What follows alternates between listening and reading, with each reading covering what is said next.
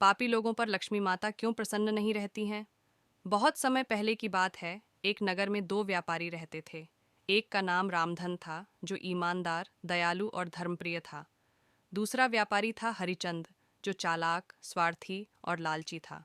हरिचंद ने हमेशा अपने लाभ के लिए धोखे से व्यापार किया और गरीबों का शोषण करता था।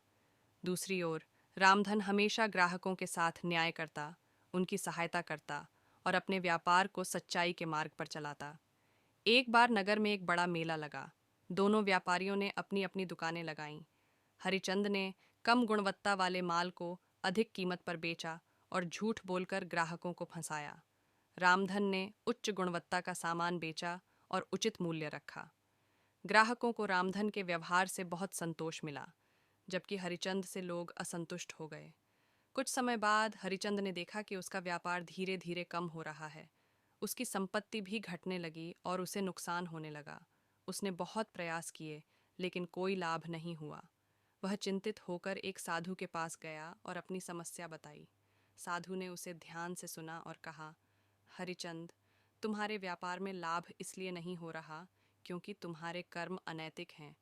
लक्ष्मी माता केवल उन्हीं लोगों पर प्रसन्न होती हैं जो सच्चाई और धर्म के मार्ग पर चलते हैं।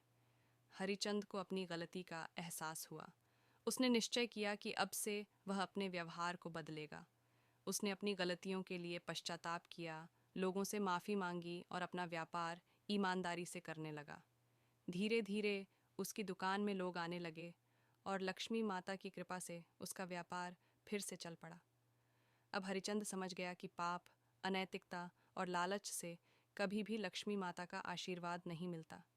इस प्रकार यह कहानी हमें सिखाती है कि लक्ष्मी माता का आशीर्वाद पाने के लिए ईमानदारी, सच्चाई और धर्म के मार्ग पर चलना आवश्यक है।